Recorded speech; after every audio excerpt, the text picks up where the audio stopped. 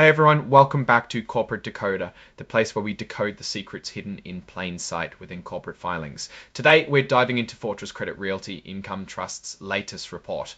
Now, there's a bit of interesting news about their asset values, and as always, we'll break down what those numbers really mean for the company and you. Before we dive in, if you like getting these clear, no-nonsense explanations of financial documents, make sure you're subscribed. And hey, we've got a growing community over on Discord discussing these very things, so check that link in the description below.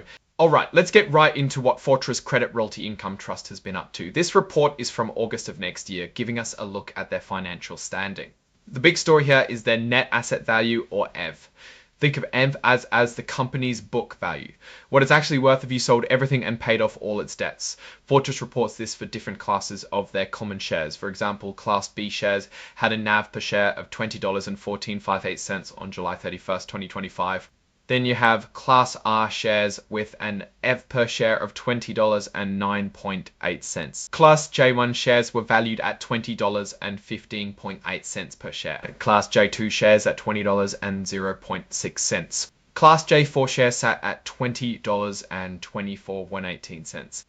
Class S shares were valued at $20.2247. Class I shares clocked in at $20.2192. And finally, Class E shares were at $20.1243. These are the reported values for late July of next year, and they give us a snapshot of the company's underlying worth at that specific time. Now, let's look at the bigger picture. The company's total net asset value, meaning the overall value of everything they own after subtracting what they owe, was a hefty $1,061,262,000. This value was spread across a total of 52,810 outstanding shares. It's this total NAV that gets divided up among all the different share classes, and that's how we get those per share values we just talked about. What makes up that massive value? The largest chunk comes from their commercial real estate loan investments, which stood at $1,444,995,000. This tells us a lot about their core business. They are deeply involved in lending for commercial properties.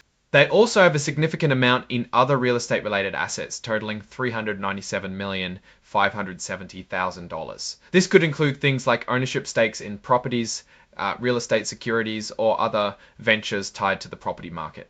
Now, companies don't just operate on what they own, they also use debt. Fortress has secured debt arrangements, which means they've borrowed money and put some of their assets up as collateral. This amounted to $604,339,000. They also utilize revolving credit facilities, essentially lines of credit they can draw on as needed. These were for $214,177,000. These are important for their day-to-day operations and flexibility. So when you put all the assets together and subtract all the liabilities, including their debts, you arrive at that net asset value of just over $1 billion ID. Now let's compare this to a previous period back in June of 2025.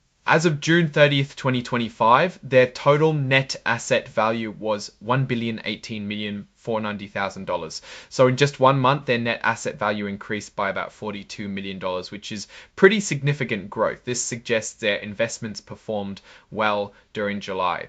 Let's look at the number of shares outstanding.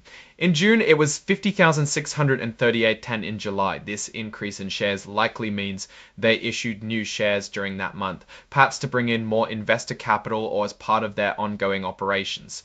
Looking at the breakdown by share class in June, Class B shares had a NAV per share of $20.1667. Class R shares were at $20.341. Class J1 shares were valued at $20.0375. Class J2 shares were at $20.224. Class J4 shares had a NAV per share of $20.273. Class S shares were valued at $20.2705. Class I shares were at $20.2620. And Class E shares were at $20.1449. Kind of comparing these per share values between June and July shows some interesting shifts. For example, Class B shares saw a slight decrease in NAV per share from June to July, while other classes like Class J4 and Class S saw small increases. This kind of fluctuation is normal as the market value of the underlying assets changes. Let's also quickly look at the components of NAV in June. Commercial real estate loan investments were $1,318,378,000. Investments in real estate related assets were $441,751,000, and they had $180,986,000 in cash and cash equivalents. I clicked clear that Fortress Credit Realty Income Trust is heavily invested in commercial real estate loans. That's their main game. The slight increase in outstanding shares suggests they are actively growing their business and attracting capital. Now, let's wrap up with my take on this. Fortress Credit Realty Income Trust is clearly a player in the commercial real estate financing world. Their core business revolves around originating and managing real estate loans.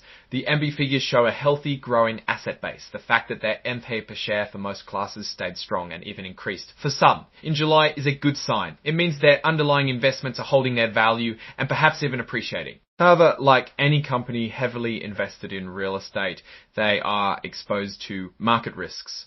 Changes in interest rates, economic downturns, or issues within the commercial real estate sector itself could impact their loan portfolio and consequently their NAV. Their reliance on debt financing, while standard, also means they need to manage their leverage carefully. Overall, based on these numbers, Fortress seems to be executing its strategy effectively. The growth in NAV suggests they are finding good investment opportunities and managing them well. The different classes of shares allow investors to choose based on their specific needs, which is a common practice for real estate investment trusts. Alright, that's our breakdown of Fortress Credit Realty Income Trust's latest filing. What's your take on these numbers and what they signal for the company's future? Drop your thoughts in the comments. If this analysis was valuable, hitting that like button really helps, and subscribe for more deep dives. Don't forget to check out the Discord in the description. Thanks for watching. See you next time.